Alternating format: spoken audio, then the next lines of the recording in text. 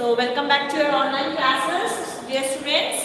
This is for class 5. Yesterday we have continued, we started with a new chapter, chapter 13, our Earth's natural satellite. Yes? तो आज हम लोग उसको continue करेंगे with the topic faces of moon. कल हम बताए थे आपको faces of moon, एक बार फिर से आज भी हम बता दे रहे हैं और सबको हम कल होमवर्क में भी दिए थे ना, पेज नंबर 120 फिगर 13.3. तो बच्चों सब अपना होमवर्क किए हैं आप लोग? Let me check your.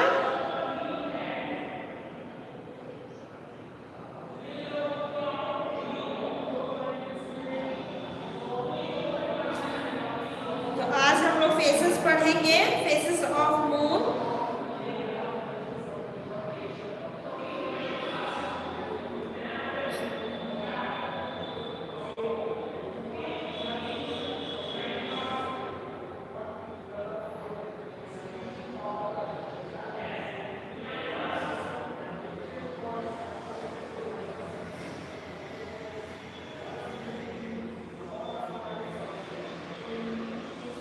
Okay, so phases of moon में हम बताए थे कि मून्स का जो डिफरेंट शेप्स होते हैं वो कैसे आकर होते हैं. क्या मून घटता है, क्या मून बढ़ता है, ऐसे क्वेश्चंस होते हैं माइंड में बच्चों के कि क्यों शेप्स चेंज होते हैं.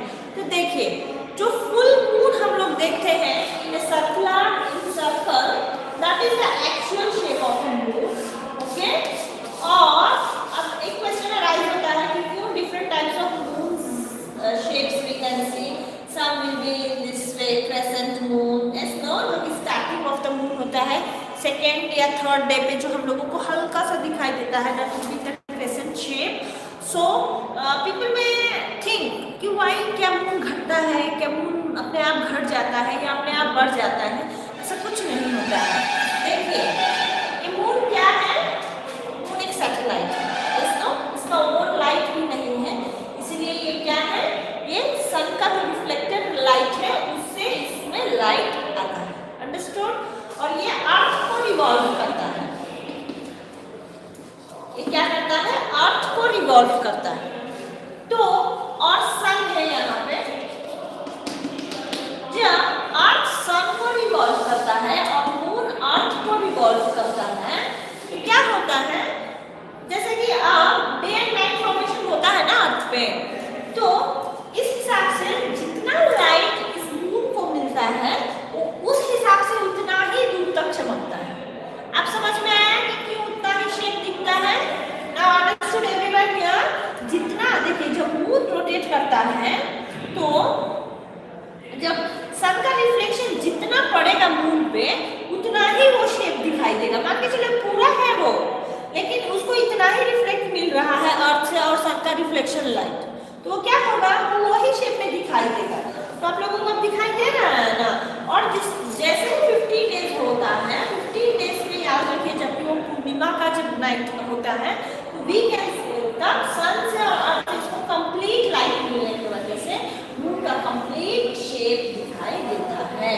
समझ में आया आप लोगों को कि क्यों मून का शेप डिफरेंट होता है? क्या मून घटता है या बढ़ता है? Nothing like that. जो मून का एक्चुअल राउंड सर्कुलर शेप में जो है मून, वो क्या करता है, जो सन से उसको रिफ्लेक्ट लाइट जितना मिलता है वो उतना ही शेप में बीम आउट करता है. आप समझ में आ गया ना आप लोगों को? Okay, so next topic, there is no life on the moon. तो हम लोग देखेंगे कि मून में लाइफ है या नहीं है. Understanding?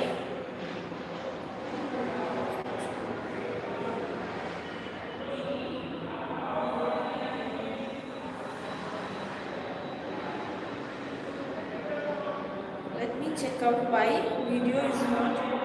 Let me check your replies.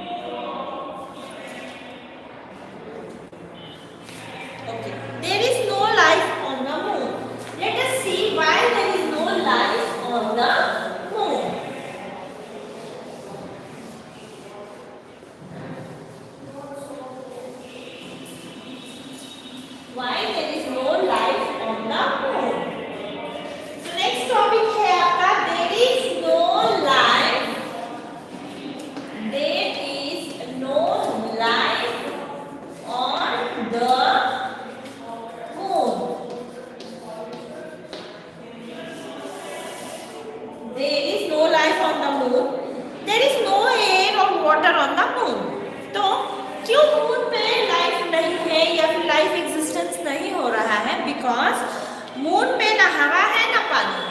Okay, then no life can exist there. The moon's gravity is 1/6 of gravity of the earth. Moon का ग्रेविटेशन जो ग्रेविटी जो है, ओके, उसकी जो क्षमता है वो अर्थ से 1/6 of gravity of the earth, यानी कि अर्थ के एक 1/6, यानी कि समझ लीजिए कि हम लोग कितने पे हैं अर्थ पे, जैसे कि हम लोग यहाँ पे आराम से टिके हुए हैं ग्रेविटेशनल फोर्स की वजह से, लेकिन मून पे जो ग्रेविटेशनल फोर्स है वो 1/6 ऑफ अर्थ है, यानी कि 6 भाग में 1/6,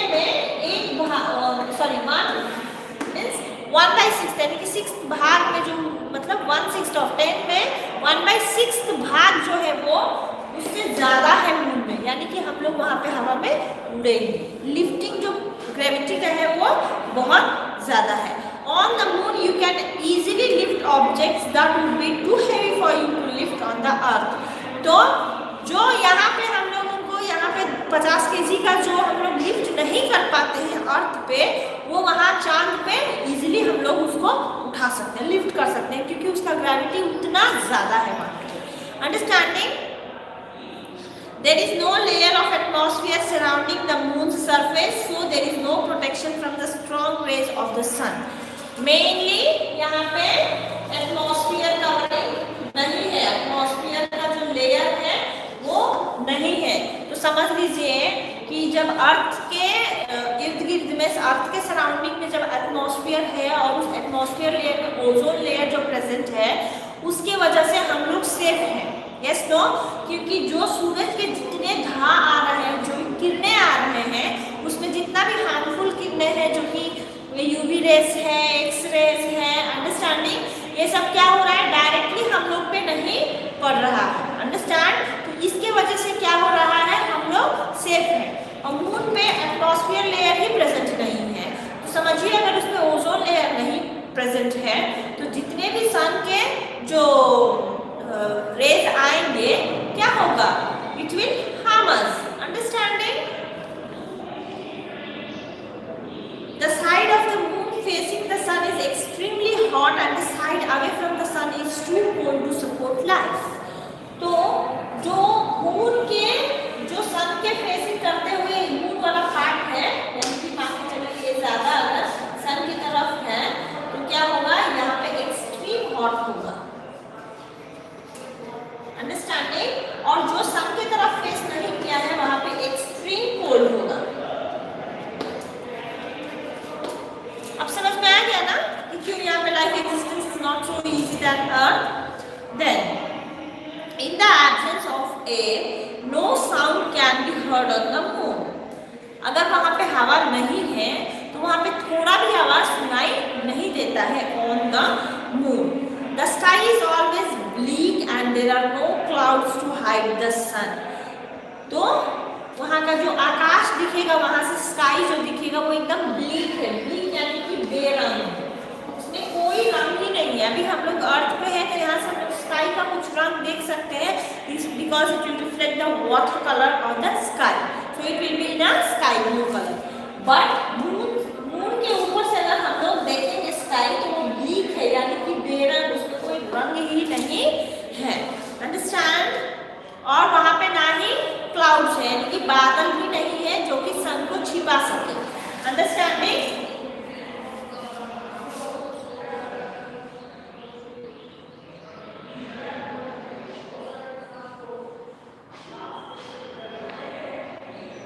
There is no atmosphere. Yes, Kushit Jamal, there is no atmosphere layer. Yes.